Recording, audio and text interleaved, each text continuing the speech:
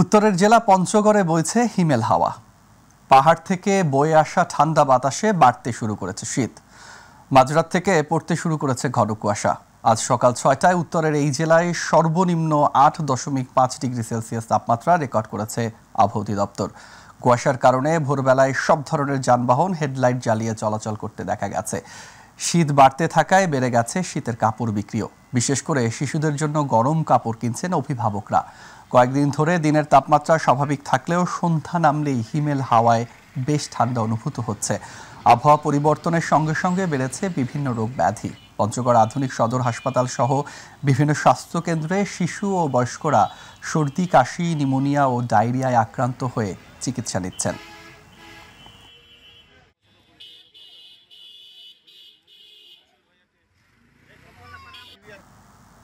দর্শক, ফরিদপুর থেকে শীতের আরো খবর জানাতে যুক্ত হচ্ছেন আমাদের প্রতিনিধি শফিকুল ইসলাম জনি। জি, ধন্যবাদ আপনাকে। আপনি জানেন যে সারা দেশে শীতের তীব্রতা বেড়েছে। গত কয়েকদিনে কিন্তু শীতের যে তাপমাত্রা কিন্তু সারা দেশে কমতে শুরু করেছে। সেই শীতও কিন্তু শীতের প্রকোপও কিন্তু বেড়েছে ফরিদপুরে। আমি এই মুহূর্তে রয়েছি ফরিদপুরে।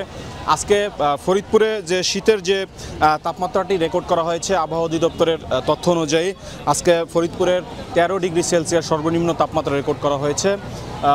গতকাল যেটি ছিল যে সারা বছরের যে সর্বনিম্ন তাপমাত্রা 12.5 ডিগ্রি সেলসিয়াস কিন্তু গতকাল ফরিদপুরের যে তাপমাত্রা ছিল।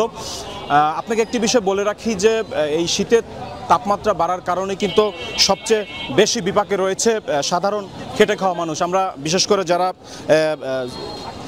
নিম্ন আয়ের যারা মানুষ রয়েছে আমরা কিন্তু তাদের সঙ্গে কথা বলেছি। তারা আমাদেরকে যেমনটি বলছেন যে এই শীতের তীব্রতার কারণে তারা কিন্তু তাদের কর্মস্থলে কিন্তু ঠিকমতো তারা বেরোতে পারেননি। আপনারা আরেকটি বিষয় জানেন যে গত কয়েকদিনে শীতের যে তীব্রতা বাড়ার কারণে কিন্তু শহরের যে শীতের যে পোশাকের যে দোকানগুলো রয়েছে সেখানে কিন্তু ক্রেতা বিক্রেতাদের ভিড় বেড়েছে। আমরা আজকে শহরের বিভিন্ন জায়গায় ঘুরেছি এবং দেখেছি যে শহরের সড়ক এবং মহাসড়কগুলোতে কিন্তু যান চলাচলও কিন্তু অনেকটা কমে গিয়েছে। তো একটি বিষয় বলতে হয় যে শীতকে কেন্দ্র করে কিন্তু ফরিদপুরের যে জনজীবন কিন্তু এক ধরনের অতিষ্ঠ হয়ে রয়েছে। তো মোটামুটি যেটি বলছি যে এই ধরনের শীতের যে তীব্রতা যদি বাড়তে থাকে তাহলে কিন্তু ফরিদপুরের জনজীবন আরও অতিষ্ঠ হয়ে পড়বে। তো মোটামুটি এই ছিল ফরিদপুরের শীতের তাপমাত্রার সর্বশেষ। জনি, আপনাকে ধন্যবাদ। কুড়িগ্রামের উপর দিয়ে বইছে মৃদু শৈত্যপ্রবাহ। শীতের দাপটে ব্যাহত হয়ে পড়েছে স্বাভাবিক জীবনযাত্রা। মধ্যরাত থেকে সকাল পর্যন্ত ঘন কুয়াশায় ঢেকে থাকছে পুরো জনপদ। আজ সকাল ৬টায় জেলার সর্বনিম্ন তাপমাত্রা ৯.৫ ডিগ্রি সেলসিয়াস রেকর্ড করেছে রাজারহাট আবহাওয়া পর্যবেক্ষণ কেন্দ্র।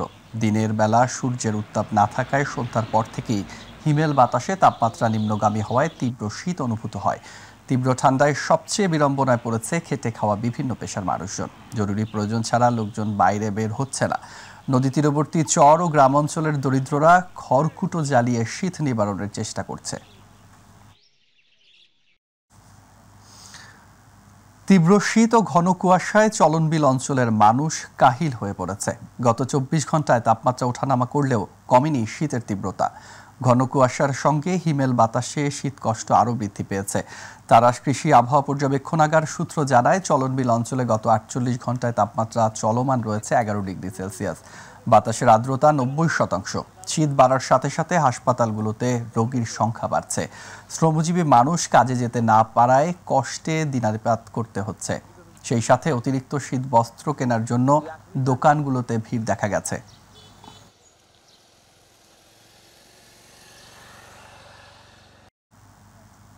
আয়নাঘর শুধু ক্যান্টনমেন্টেই ছিল না, ইউনিভার্সিটি, হোটেল ও ব্যক্তিগত বাড়িতেও ছিল বলে মন্তব্য করেছেন নৌ পরিবহন এবং শ্রম ও কর্মসংস্থান মন্ত্রণালয়ের উপদেষ্টা অবসরপ্রাপ্ত brigadier general M Sakhawat Hossain. খুলনার সরকারি সুন্দরবন আদর্শ কলেজের ৫৬তম সুবর্ণ জয়ন্তী ও পুনর্মিলনী অনুষ্ঠানে প্রধান অতিথির বক্তৃতায় তিনি মন্তব্য করেন। তিনি আরও বলেন, দেশে এখনও চাঁদাবাজি, সন্ত্রাসী কর্মকাণ্ড হচ্ছে। সমাজের নেতৃস্থানীয়দের এগুলো প্রতিহত করার আহ্বান জানান তিনি। আমাদের মঞ্চে উপস্থিত হয়েছে, সেই সাথে উপস্থিত হয়েছে বিএনপি মহাসচিব মির্জা ফখরুল ইসলাম আলমগীর বলেছেন, ফ্যাসিবাদী আওয়ামী লীগের আমলে বিগত 15 বছর মানুষ তাদের ভোটাধিকার প্রয়োগ করতে পারেনি। সকালে দিনাজপুরে এক জনসভায় তিনি মন্তব্য করেন। মির্জা ফখরুল বলেন, আওয়ামী লীগ লুটপাট ও সন্ত্রাসের রাজত্ব কায়েম করেছিল। তাদের আমলে দেশ থেকে পাচার হয়েছে $280 বিলিয়ন।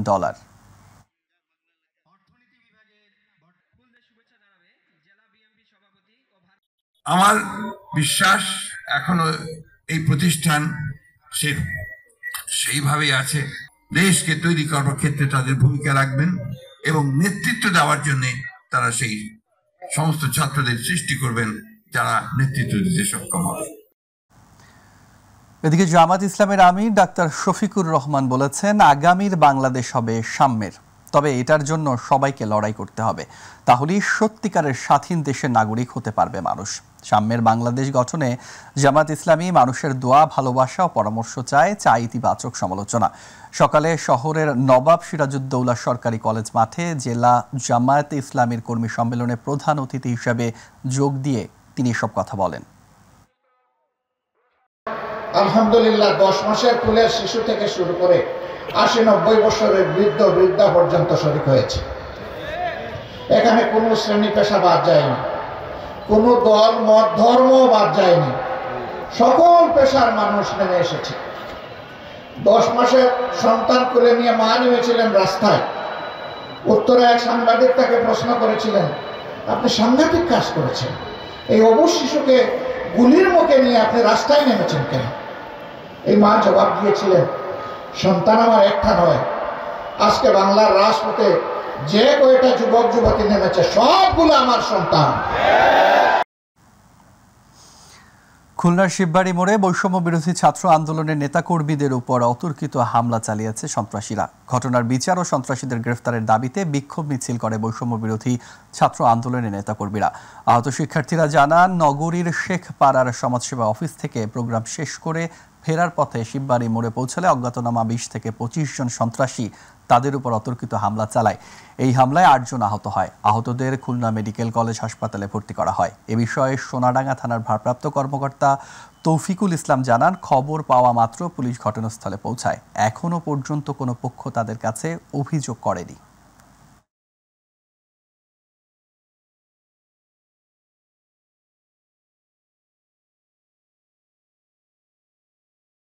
আইন শৃঙ্খলা পরিস্থিতির অবনতি ঘটতেছে, এটা নিয়ে আমরা চরমভাবে উদ্বিগ্ন।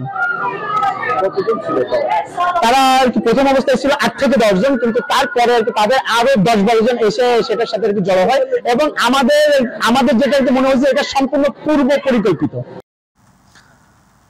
রাজনৈতিক ও অর্থনৈতিক সংকট থেকে উত্তরণের চেষ্টার মধ্যেই শুরু হয়েছে ঢাকা আন্তর্জাতিক বাণিজ্য মেলা। মেলা শুরুর পর প্রথম ছুটির দিন ও শীতের মধ্যে মেলা প্রাঙ্গণে মুখর হয়ে উঠেছে ক্রেতা দর্শনার্থীদের পদচারণায়। শীত উপেক্ষা করেও যারা এসেছেন তাদের অনেকেই ঘুরে বেড়াচ্ছেন মেলা প্রাঙ্গণ, তবে কেউ কেউ পাচ্ছেন, পণ্যও কিনছেন। ক্রেতা দর্শনার্থীরা বলেন, প্রথম দিকে শুধু স্টল ঘুরে দেখার জন্য আসা, কেনাকাটা শুরু হবে মাঝামাঝি সময় থেকে। বিক্রয়কর্মীদের আশা, বেলা গড়ানোর সঙ্গে সঙ্গে দর্শনার্থীর সংখ্যাও বাড়বে। মেলায় এবারে 362টি স্টল ও প্যাভিলিয়ন রয়েছে। এর মধ্যে 351টি দেশীয় প্রতিষ্ঠানের স্টল প্যাভিলিয়ন। বাকি 11টি স্টল ভারত, পাকিস্তান, তুরস্ক, সিঙ্গাপুর, ইন্দোনেশিয়া, হংকং ও মালয়েশিয়া ও 7 দেশের।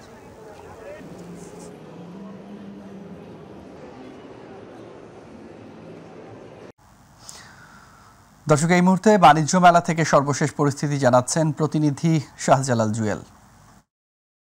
ধন্যবাদ। আপনি যেমনটি বলছিলেন, আপনি জানেন যে প্রতিবারের নেই এবারও কিন্তু বাণিজ্য মেলা শুরু হয়ে গেছে। এবারে বাণিজ্য মেলা 29তম বাণিজ্য মেলা হচ্ছে। আজ বাণিজ্য মেলার 3য় দিন, সরকারি ছুটির দিন হওয়াতে কিন্তু আজ বাণিজ্য মেলা উপচে পড়া দর্শনার্থী লক্ষ্য করা যাচ্ছে। আপনাদের কিন্তু দেখাতে চাই যে আমরা রয়েছি বাণিজ্য মেলার মেইন ফটকে। এখান থেকে কিন্তু টিকিট কেটে কিন্তু দর্শনার্থীরা বাণিজ্য মেলায় প্রবেশ করেন। টিকিট বিক্রির তথ্য মতে গতকাল কিন্তু বাণিজ্য মেলায় সর্বমোট 10,000 দর্শনার্থী প্রবেশ করেছে। আজ ইতিমধ্যেই কিন্তু 20,000 দর্শনার্থী ছাড়িয়ে গেছে বলে আমাদেরকে জানিয়েছেন। ইনশাল্লাহ তাদের কথা মতো যে আরো যত সময় যাবে ততই কিন্তু দর্শনার্থী বাড়বে। তো বাণিজ্য মেলায় আপনাদেরকে বলে রাখতে চাই, এবারে বাণিজ্য মেলায় কিন্তু প্রবেশ টিকিট বড়দের জন্য রয়েছে 50 টাকা এবং ছোটদের জন্য রয়েছে 25 টাকা, এবং আপনারা চাইলেও দর্শনার্থী চাইলেও কিন্তু অনলাইনে টিকিট কেটে বাণিজ্য মেলায় প্রবেশ করতে পারবে। তো এই ছিল আমার কাছে বাণিজ্য মেলা থেকে এ পর্যন্ত সর্বশেষ। ধন্যবাদ আপনাকে। জুয়েল, আপনাকে ধন্যবাদ। টঙ্গীর বিশ্ব ইজতেমা ময়দান ও আশপাশের 3 কিলোমিটার এলাকায় জারি করা 144 ধারা নিষেধাজ্ঞা গাজীপুর মেট্রোপলিটন পুলিশের প্রজ্ঞাপন জারির মাধ্যমে প্রত্যাহার করেছে প্রশাসন। এতে দীর্ঘদিন বিরতির পর বিশ্ব ইজতেমা আয়োজনে প্রস্তুতিমূলক কাজ শুরু করেছে সূরা-এ নিজামের মাওলানা জুবায়ের অনুসারীগণ। ফজরের নামাজের পর থেকে পুরো ময়দান এলাকা জুড়ে ছড়িয়ে ছিটিয়ে থাকা মালামাল গোছানোর কাজ করছেন মুসল্লিরা। ময়দানের রাস্তাঘাট, পানি নিষ্কাশন, গ্যাস, বিদ্যুৎ সহ অন্যান্য কাজ ক্রমান্বয়ে শেষ করা হবে ইজতেমা শুরুর আগেই। আগামী 31 জানুয়ারি থেকে 3 দিনের বিশ্ব ইজতেমার প্রথম পর্ব শুরু হবে। এই পর্বে অংশ নেবেন মাওলানা জুবায়ের অনুসারীরা।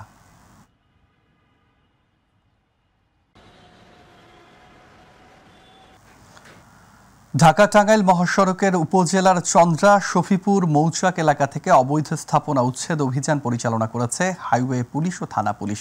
সকালে এই অভিযান শুরু হয়। জানা গেছে, দীর্ঘদিন ধরে স্থানীয় কিছু অসাধু ব্যবসায়ী গাজীপুরের কালিয়াকৈরের উপজেলার ঢাকা-টাঙ্গাইল মহাসড়কের চন্দ্রা শফিপুর মৌচাক এলাকায় সড়কের দুপাশে প্রায় 5 শতাধিক অবৈধ দোকানপাট গড়ে ওঠে।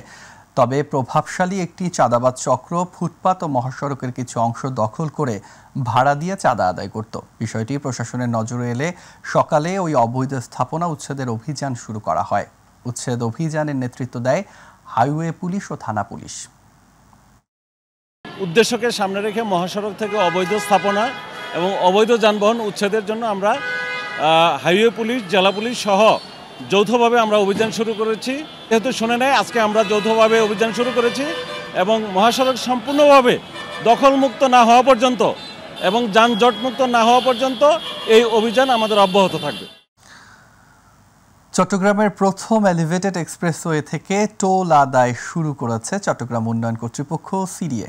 সকালে এক্সপ্রেসওয়ের পতেঙ্গা প্রান্ত থেকে আনুষ্ঠানিকভাবে টোল আদায় কার্যক্রম উদ্বোধন করেন গৃহায়ন ও গণপূর্ত উপদেষ্টা আদিলুর রহমান খান। চট্টগ্রাম সিটি কর্পোরেশনের মেয়র ডাক্তার শাহাদাত হোসেনের গাড়ি থেকে টোল আদায়ের মধ্য দিয়ে শুরু হয় এই কার্যক্রম। কোটা সংস্কার আন্দোলনে চট্টগ্রামের প্রথম শহীদ ওয়াসিম আকরামের নামে এলিভেটেড এক্সপ্রেসওয়ের নামকরণ করা হয়েছে।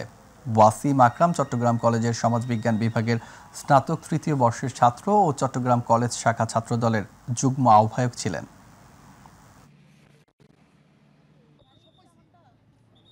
জুলাই স্মৃতি উদ্যানও উদ্বোধন করব আজকে, এবং চট্টগ্রামের মানুষ যেই সংগ্রামে সামিল হয়েছিলেন, আন্দোলনে নেতৃত্ব দিয়েছিলেন এবং আমাদের পরবর্তী প্রজন্ম যেন তাদেরকে সব সময় মনে রাখতে পারে তাদের অবদানের কথা, সেটার জন্য আমরা আমাদের উদ্যোগ চালিয়ে যাব। শহীদ ওয়াসিম আকরামের নামে যে নামকরণ হয়েছে, জুলাই আগস্টের যে আত্মত্যাগকারী, এভাবে বাংলাদেশের প্রতিটি জায়গায় যদি তাদেরকে আমরা স্মরণ রাখতে পারি, তাহলে পরে নেক্সট জেনারেশন আমাদেরকে মনে রাখবে যে আমরা কিছু একটা করে যেতে পেরেছি। নির্বাচন কমিশনের হালনাগাদ খসড়া ভোটার তালিকা অনুযায়ী চট্টগ্রামে ভোটার 65,48,971 জন। এক বছরে নগরী ও 15 উপজেলায় ভোটার বেড়েছে 2,34,574 জন। বৃহস্পতিবার নগরীকে 6 থানায় ভাগ করে এ তালিকা প্রকাশ করা হয়। দ্বাদশ জাতীয় সংসদ নির্বাচনে চট্টগ্রামে মোট ভোটার ছিল 63,14,397 জন। বিগত বছর 30,24,751 জন নারী ভোটার, 32,89,590 জন পুরুষ ভোটার, হিজড়া ভোটার ছিল। এবার আলাদা ভোটার সংখ্যা পাওয়া যায়নি। চট্টগ্রাম জেলা নির্বাচন কর্মকর্তা বশির আহমেদ জানান, এক বছরে চট্টগ্রামে ভোটার বেড়েছে 2,34,000-এরও বেশি। হালনাগাদ কার্যক্রম আগামী 20 জানুয়ারি থেকে শুরু হবে।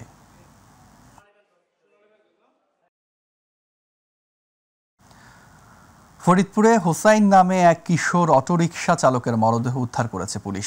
সকালে শহরের ভাটি লক্ষ্মীপুরে একটি মহিলা মাদ্রাসার বাউন্ডারি দেয়ালের পাশে ফেলে রাখা মরদেহ দেখতে পেয়ে স্থানীয়রা পুলিশকে জানায়। খবর পেয়ে কোতোয়ালি থানার একটি পুলিশের দল সহ সিআইডির ক্রাইম সিনের টিম ঘটনাস্থলে পৌঁছায়। হুসাইনের চাচাতো ভাই ওবায়দুর রহমান জানান, 1 সপ্তাহ আগে তার বাবা মারা যাওয়ার পর উপার্জনের অবলম্বন হিসেবে হুসাইনকে একটি নতুন রিকশা কিনে দেন আত্মীয় স্বজনরা।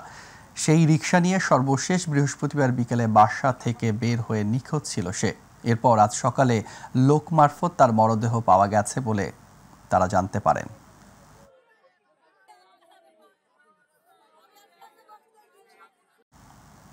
দুই ২০২৪-২৫ অর্থ বছরে ৮৩,৪৩২ কোটি টাকা রাজস্ব আদায়ের লক্ষ্যমাত্রার বিপরীতে প্রথম ৬ মাসে ৩৫,৯০৩ কোটি ৪১ লাখ টাকা আদায় করেছে চট্টগ্রাম কাস্টমস হাউস। ২০২৩-২৪ অর্থ বছরে একই সময় আদায় হয়েছিল ৩৩,৫২১ কোটি ৩১ লাখ টাকা। এবার বেশি আদায় হয়েছে ২,৩৮২ কোটি ১০ লাখ টাকা।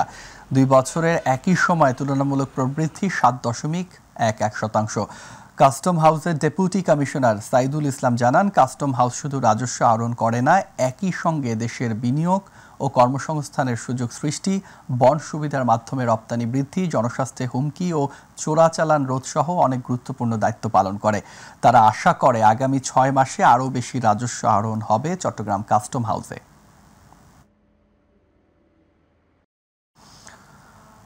পাকপাখালি দেশের রত্ন, আসুন সবাই করি সযত্ন, এই স্লোগানে জাহাঙ্গীরনগর বিশ্ববিদ্যালয়ে বর্ণাঢ্য আয়োজনের মধ্য দিয়ে অনুষ্ঠিত হয়ে গেল পাখি মেলা ২০২৫। দিনটি ঘিরে প্রকৃতি ও পাখি প্রেমীদের মিলন মেলায় পরিণত হয় বিশ্ববিদ্যালয় ক্যাম্পাস। অনুষ্ঠানে পাখি বিষয়ে বিশেষ অবদানে কয়েকটি ক্যাটাগরিতে পুরস্কার প্রদান করা হয়। প্রতিনিধি আনোয়ার হোসেনের রিপোর্ট জানাচ্ছেন জুবায়ের রহমান। প্রকৃতির অপার সৌন্দর্যমণ্ডিত দেশের একমাত্র আবাসিক বিশ্ববিদ্যালয় জাহাঙ্গীরনগর বিশ্ববিদ্যালয়। বিশ্ববিদ্যালয়ের প্রাণিবিদ্যা বিভাগের উদ্যোগে প্রতি বছরের মতো এবারও আয়োজন করা হয় ভিন্নধর্মী এক আয়োজন পাখি মেলার। সকালে জহির রায়হান মিলনায়তন প্রাঙ্গণে বেলুন উড়িয়ে মেলার ২৪তম আসর উদ্বোধন করেন বিশ্ববিদ্যালয়ের উপাচার্য অধ্যাপক মোহাম্মদ কামরুল আহসান। পাখি সংরক্ষণের সার্বিক অবদানে এবছর মেলায় big bird Bangladesh award, scientific publication award, conservation media award ও স্পেশাল রেকগনিশন অ্যাওয়ার্ড প্রদান করা হয়। এ মেলা দেখতে রাজধানী সহ বিভিন্ন জায়গা থেকে পরিবার পরিজন নিয়ে ছুটে এসেছেন বহু দর্শনার্থী পাখিপ্রেমীরা। মেলায় শিশু কিশোর দর্শনার্থীদের আগ্রহ ছিল চোখে পড়ার মতো। বিশেষত শিশুদের জন্য খুবই আনন্দপূর্ণ ছিল এ মেলা। এই জায়গাতে এসে আমার অনেক ভালো লেগেছে। বিভিন্ন পাখির স্টলও আছে, আমরা অনেক পাখি দেখতে পাচ্ছি। ওয়েদারও খুব চমৎকার। এই মেলায় ছিল শিশু কিশোরদের পাখি বিষয়ক ছবি আঁকা প্রতিযোগিতা, পাখির হাট ও পাখি চেনা প্রতিযোগিতা সহ ছিল নানা আয়োজন। প্রকৃতির সাথে পাখির যে সম্পর্ক এবং মানুষের সাথে যে পাখির সম্পর্ক, সেগুলোর গুরুত্ব তুলে ধরা। ক্যাম্পাসের এরকম উদ্যোগগুলো আসলে খুবই সুন্দর। পরিযায়ী পাখি সম্পর্কে বিভিন্ন তথ্য তুলে ধরার চেষ্টা করেছি। আমরা নিজেদের অস্তিত্ব টিকিয়ে রাখার জন্য হলেও বন্য প্রাণী এবং তাদের আবাসস্থল জীববৈচিত্র্য সংরক্ষণ করতে এগিয়ে আসি। এদিকে পাখি কমে যাওয়ায় এবং অবাধ বিচরণের জন্য বিভিন্ন পদক্ষেপ গ্রহণ করা হয়েছে বলে জানান বিশ্ববিদ্যালয় প্রশাসন। ক্রমবর্ধমান যে পাখি বিভিন্ন জায়গায় কমে যাচ্ছে, এই পাখি কমে যাওয়াটা হয়তো আমরা অনেকটা কমিয়ে আনতে পারবো এবং অবৈধ পাখি শিকার বন্ধ হবে এবং একই সাথে আমরা মানুষ হিসেবে ভালো থাকতে পারবো, প্রাণ প্রকৃতিও তার সঠিক ভূমিকা পালন করতে পারবে। জাহাঙ্গীরনগর বিশ্ববিদ্যালয়ে যারা আছেন এবং যারা আসবেন তারা সকলেই যেন আচরণে স্ববিরোধ মুক্ত হন। পাখি রক্ষা করতে পারলে, প্রাণ প্রকৃতি রক্ষা করতে পারলে এর অংশ হিসাবে আমরাও সুরক্ষিত হব। সর্বসাধারণের জন্য উন্মুক্ত এ মেলায় আগত দর্শনার্থীদের পদচারণায় মুখরিত হয় জাহাঙ্গীরনগর বিশ্ববিদ্যালয় ক্যাম্পাস। জুবায়ের রহমান, মাই টিভি নিউজ।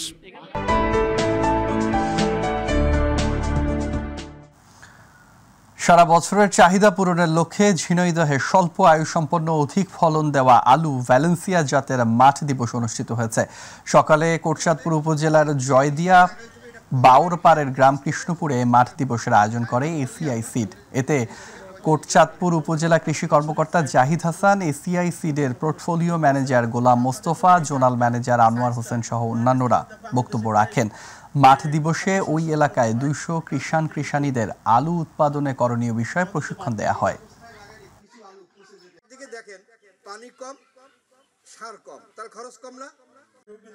চট্টগ্রাম নগরীর বাজারগুলোতে কমেছে সবজি ও ডিমের দাম, তবে উত্তাপ ছড়াচ্ছে সব রকমের মাছ ও মুরগির দাম।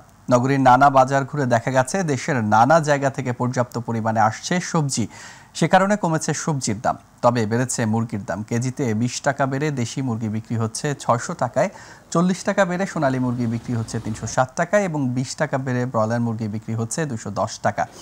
বিক্রেতারা বলছেন পোলট্রি ফিডের দাম বৃদ্ধির কারণে মুরগির দাম বেড়েছে। কয়েক সপ্তাহ ধরে বাড়তি দামে বিক্রি হচ্ছে সব ধরনের মাছ।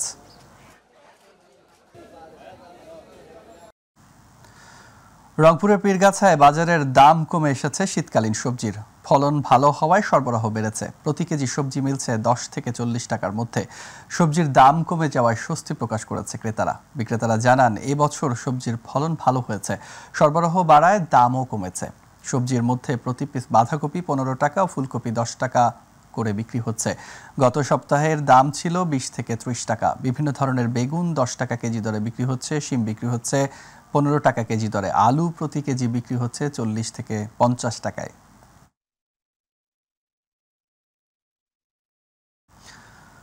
মুন্সিগঞ্জে লাইসেন্স না থাকায় 3 ডায়াগনস্টিক সেন্টারকে 50,000 টাকা অর্থদণ্ড দিয়েছে ম্যাজিস্ট্রেটের সামারি ট্রায়াল কোর্টের বিচারক senior judicial magistrate Ifti Hasan Imran. বৃহস্পতিবার শহরের মানিকপুর এলাকায় অভিযান চালানো হয়। এ সময় রেনেসা ডায়াগনস্টিক সেন্টারকে 20,000, ডক্টরস ডায়াগনস্টিক সেন্টারকে 20,000 ও ফেমাস হেলথ কেয়ার নামক ডায়াগনস্টিক সেন্টারকে 10,000 টাকা সহ মোট 3টি ডায়াগনস্টিক ও কনসালটেশন সেন্টারকে 50,000 টাকা অর্থদণ্ড আরোপ করা হয়েছে। এ সময় ডায়াগনস্টিক সেন্টারগুলোতে স্বাস্থ্য অধিদপ্তরের লাইসেন্স নবায়ন না থাকায় এবং টেকনিশিয়ান ছাড়াই সাধারণ অদক্ষ লোক দিয়ে পরীক্ষা নিরীক্ষা করায় 3 ডায়াগনস্টিক সেন্টারকে 50,000 টাকা করে জরিমানা করা হয়। এছাড়া 15 দিনের মধ্যে সকল আইনি শর্তসমূহ প্রতিপালনের সময়সীমা বেঁধে দেয়া এবং সেবা প্রদানকারী অযোগ্য স্টাফদের বের করে দেয়া হয়েছে।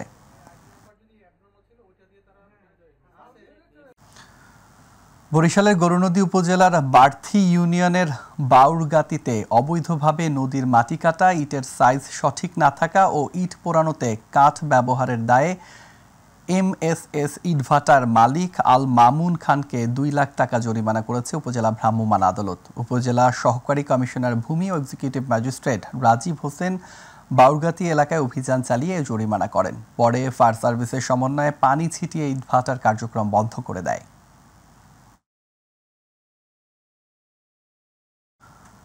ফরিদপুরের সালথায় পূর্ব শত্রুতার জের ধরে গ্রাম্য দুই পক্ষের সংঘর্ষে অন্তত 10 জন আহত হয়েছে। এ সময় 10টি বসতবাড়ি ভাঙচুর করেছে সংঘর্ষকারীরা। সকালে উপজেলার মাঝারদিয়া ইউনিয়নের মাঝারদিয়া গ্রামে ঘণ্টাব্যাপী ধাওয়া, পাল্টা ধাওয়া ও ভাঙচুরের ঘটনা ঘটে।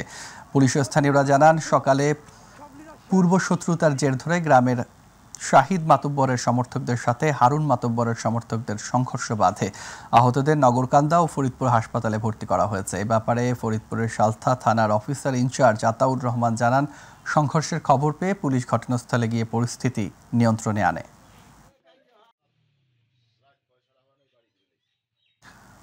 চাঁদপুরে সমাজ কল্যাণ মন্ত্রণালয় ও সমাজসেবা অধিদপ্তরের আয়োজনে সমন্বিত শিশু পুনর্বাসন কেন্দ্রের উদ্বোধন হয়েছে। বৃহস্পতিবার শহরের কোরালিয়া রোডে প্রধান অতিথি হিসেবে উদ্বোধন করেন জেলা প্রশাসক মোহাম্মদ মহসিন উদ্দিন। এই কেন্দ্রে অসহায় ও পিতৃমাতৃহীন মোট 100 জন বালিকা ভর্তি হতে পারবে। জেলা সমাজসেবা বিভাগের উপপরিচালক নজরুল ইসলামের সভাপতিত্বে বিশেষ অতিথি ছিলেন পুলিশ সুপার মোহাম্মদ আব্দুর রকিব।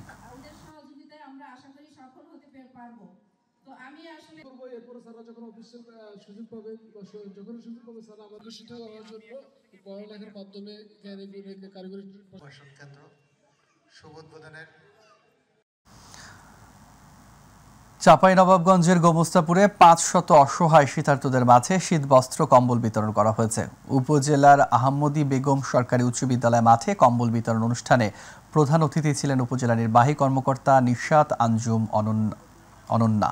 বুড়ো বাংলাদেশ রাজশাহী অঞ্চলের আঞ্চলিক ব্যবস্থাপক আবু সাইদ শিকদারের সভাপতিত্বে অন্যান্যের মধ্যে আহমদী বেগম সরকারি বিদ্যালয়ের প্রধান শিক্ষক জাকির হোসেন, রহনপুর গাজী শিশু শিক্ষা নিকেতনের অধ্যক্ষ দেলোয়ার হোসেন রনি, বুড়ো বাংলাদেশ রহনপুর এলাকার ব্যবস্থাপক সানোয়ার হোসেন উপস্থিত ছিলেন।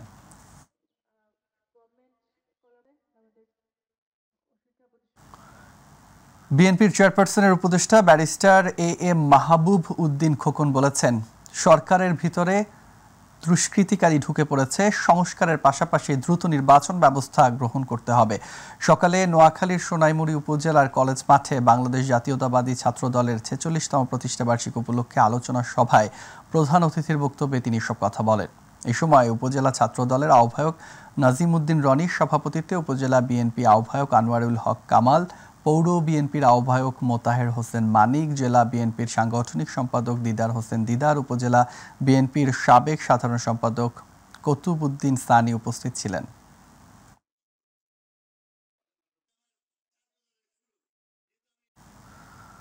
কুষ্টিয়ার মিরপুর উপজেলা বিএনপির আহ্বায়ক কমিটির সদস্য সচিব নির্বাচিত হওয়ায় রহমত আলী রব্বানকে ফুল দিয়ে শুভেচ্ছা জানিয়েছে স্থানীয় নেতাকর্মী সহ সর্বস্তরের মানুষ। সকালে মিরপুর উপজেলা বিএনপির কার্যালয় চত্বরে এই শুভেচ্ছা জানানো হয়। এ সময় পৌর বিএনপির নবাগত আহ্বায়ক কমিটির আহ্বায়ক আব্দুর রশিদ সহ দলীয় নেতাকর্মীরা উপস্থিত ছিলেন। এ সময় রহমত আলী রব্বান বলেন, দলমত নির্বিশেষে সকলকে সাথে নিয়ে তারেক রহমানের ৩১ দফা বাস্তবায়নে কাজ করে যাবে তিনি।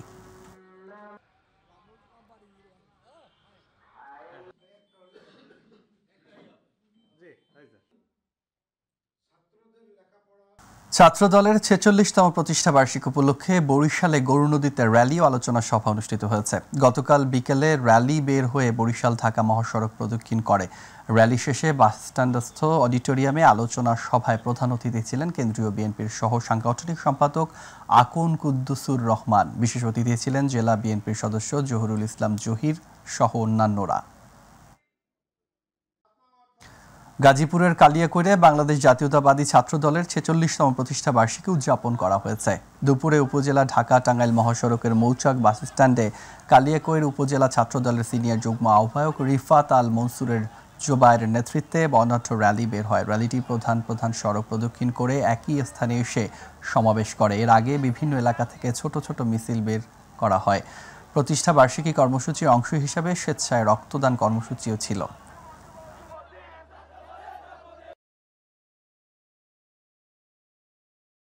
ঝালকাঠির নলসিটিতে নানা আয়োজনে ছাত্রদলের ৪৬তম প্রতিষ্ঠা বার্ষিকী পালিত হয়েছে। ছাত্রদলের উদ্যোগে নলসিটি সরকারি ডিগ্রি কলেজ চত্বর থেকে একটি বর্ণাঢ্য র্যালি বের হয়ে শহরের প্রধান সড়ক প্রদক্ষিণ করে বাসস্ট্যান্ড চত্বরে গিয়ে শেষ হয়। এ সময় নলসিটি উপজেলা ছাত্রদলের আহ্বায়ক সাইদুল ইসলাম রনি, যুগ্ম আহ্বায়ক আদিফ হাসান, যুগ্ম আহ্বায়ক ইমরান সর্দার হিরু সহ নেতাকর্মীরা উপস্থিত ছিলেন।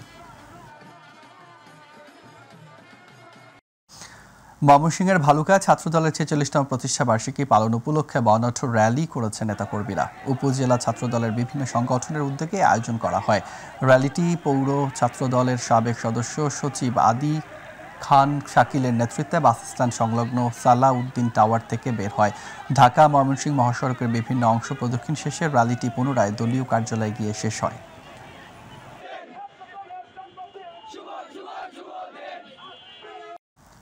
কৃষক দলের কেন্দ্রীয় সাধারণ সম্পাদক শহীদুল ইসলাম বাবুল বলেছেন, সঠিক সময় নির্বাচন দেয়া নিয়ে টালবাহানা করলে অন্তর্বর্তীকালীন সরকারের পরিণতি শেখ হাসিনার মতো হবে। নির্বাচন নিয়ে কোনো নয়-ছয় চেষ্টা করলে ছাত্রদল ও বিএনপি রাজপথে নামতে বাধ্য হবে। তাই ভালোই সঠিক সময় নির্বাচন দিন। বৃহস্পতিবার বিকেলে ফরিদপুরের নগরকান্দায় ছাত্রদলের ৪৬তম প্রতিষ্ঠা বার্ষিকীর আলোচনা সভায় প্রধান অতিথির বক্তব্যে তিনি এসব কথা বলেন। ছাত্রদলের ৪৬তম প্রতিষ্ঠা বার্ষিকী উপলক্ষে শরীয়তপুর সখীপুর থানা ছাত্রদলের উদ্যোগে ছাত্র সমাবেশ ও সাংস্কৃতিক অনুষ্ঠান অনুষ্ঠিত হয়েছে। সখীপুর থানা ছাত্রদলের সাবেক সভাপতি নিহাদ মাহমুদ সর্দারের সভাপতিত্বে ও সাবেক সিনিয়র সহসভাপতি জসিম মুন্সির পরিচালনা অনুষ্ঠানে প্রধান অতিথি ছিলেন জেলা বিএনপির সভাপতি শফিকুর রহমান কিরণ। প্রধান বক্তা ছিলেন সখীপুর থানা ছাত্রদলের সাবেক সাধারণ সম্পাদক মাইদুল ইউসুফ জিশান বালা। এছাড়াও সখীপুর থানা বিএনপির আহ্বায়ক SMA হামিদ সর্দার সহ স্থানীয় বিএনপি অঙ্গ সংগঠনের নেতারা উপস্থিত ছিলেন।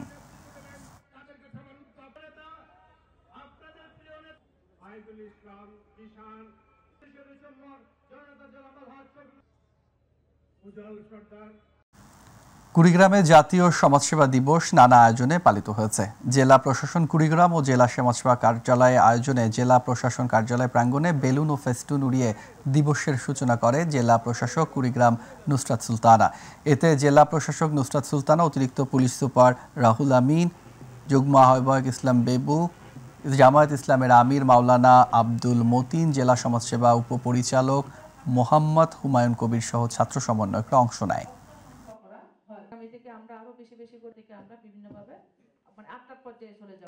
গাইবান্ধার গোবিন্দগঞ্জে জাতীয় সমাজসেবা দিবস পালিত হয়েছে। উপজেলা পরিষদ সভাকক্ষে উপজেলা প্রশাসন, উপজেলা সমাজসেবা অধিদপ্তরের আয়োজনে ওয়াকাথন ও কল্যাণ রাষ্ট্র বিষয়ক মুক্ত আড্ডা, উপজেলা নির্বাহী কর্মকর্তা সৈয়দ ইয়াসমিন সুলতানার সভাপতিত্বে উপজেলা সমাজসেবা অফিসার শফিউল আলম মণ্ডলের সঞ্চালনায় বক্তব্য রাখেন বিএনপির রংপুর বিভাগীয় সাংগঠনিক সম্পাদক অধ্যাপক আমিনুল ইসলাম, উপজেলা জামায়াতের সেক্রেটারি মাওলানা আবুল কালাম আজাদ।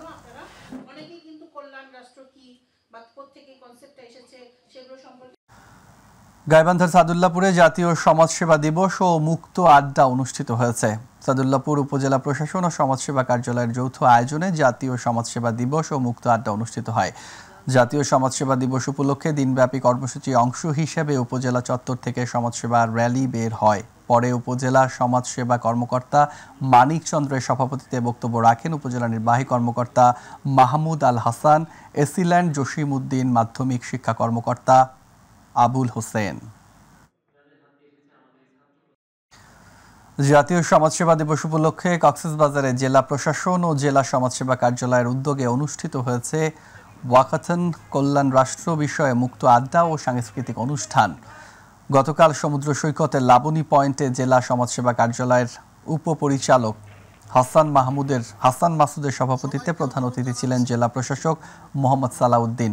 মুক্ত আড্ডায় পুলিশ সুপার মোহাম্মদ রহমতুল্লাহ, ট্যুরিস্ট পুলিশ সুপার আল আসাদ মাহফুজুল ইসলাম, অতিরিক্ত জেলা প্রশাসক সার্বিক Nizamuddin Ahmed, civil surgeon doctor Asif Ahmed Howlader. পরে সাংস্কৃতিক অনুষ্ঠান অনুষ্ঠিত হয়। টাঙ্গাইলের দেলদুয়ারে জাতীয় সমাজসেবা দিবস পালিত হয়েছে। গতকাল উপজেলা সমাজসেবা কার্যালয়ের আয়োজনে বর্ণাঢ্য ওয়াকাথন ও মুক্ত আড্ডা হয়। উপজেলা সমাজসেবা অফিসার মোহাম্মদ খায়রুল ইসলামের সভাপতিত্বে প্রধান অতিথি ছিলেন উপজেলা নির্বাহী কর্মকর্তা সাব্বির আহমেদ। অনুষ্ঠানে বিশেষ অতিথি ছিলেন দেলদুয়ার থানার অফিসার ইনচার্জ সোহেব খান, উপজেলা বিএনপির সভাপতি আব্দুল আজিজ খান, সাধারণ সম্পাদক SM ফেরদৌস আহমেদ, উপজেলা জামাত ইসলামের আমির আল মমিন, সাধারণ সম্পাদক আব্দুর রহমান সহ অন্যান্যরা।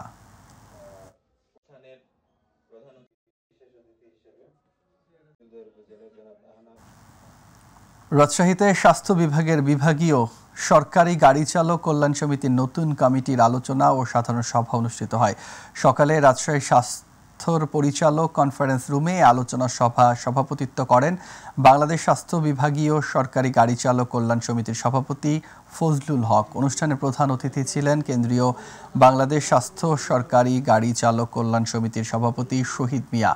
সভায় বিশেষ অতিথি ছিলেন কেন্দ্রীয় বাংলাদেশ স্বাস্থ্য সরকারি গাড়ি চালক কল্যাণ সমিতির সাধারণ সম্পাদক হানিফ, রাজশাহী বিভাগীয় বাংলাদেশ স্বাস্থ্য বিভাগীয় সরকারি গাড়ি চালক কল্যাণ সমিতির সাধারণ সম্পাদক সিরাজুল ইসলাম।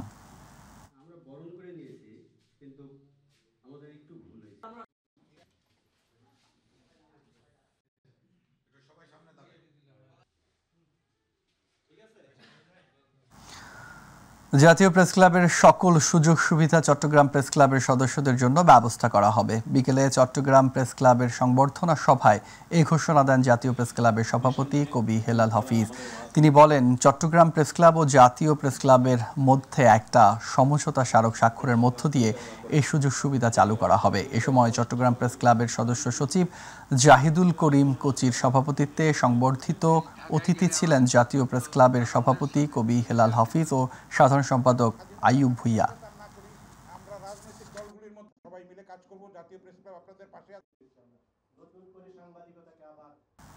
প্রয়াত সঙ্গীতগুরু পণ্ডিত প্রদীপ কুমার চক্রবর্তীর প্রতি উৎসর্গ করে চট্টগ্রামে 25 বছর পূর্তি উদযাপন আলোচনা সভা করেছে RK মিউজিক একাডেমি। গত রাতে চট্টগ্রাম থিয়েটার ইনস্টিটিউটে আয়োজিত সভায় RK চক্রবর্তী জুয়েলের সভাপতিত্বে প্রধান অতিথি ছিলেন বিশেষ শিক্ষাবিদ তপতী চক্রবর্তী এবং বিশেষ অতিথি ছিলেন সঙ্গীত অনুরাগী প্রশান্ত পাণ্ডে। সভা শেষে প্রয়াত সঙ্গীত গুরুর পণ্ডিত প্রদীপ কুমার চক্রবর্তীকে মরণোত্তর সম্মাননায় এবং শিক্ষার্থীদের সনদ ও ক্রেস্ট প্রদান করা হয়।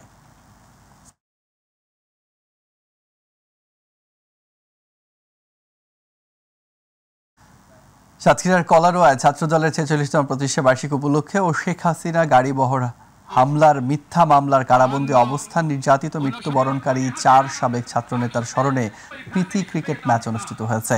কলারোয়া ছাত্রদের আয়োজনে সকালে কলারোয়া বন্ডফিল্ড মাঠে জাতীয় ও বিএনপি জাতীয় পতাকা উত্তোলনের মধ্য দিয়ে ক্রিকেট খেলার উদ্বোধন করা হয়। উদ্বোধনী খেলায় 1979 সালের পুরনো ছাত্রদল থেকে শুরু করে বর্তমান ছাত্র দলের সদস্যদের অংশগ্রহণে উৎসবমুখর পরিবেশ অনুষ্ঠিত হয়।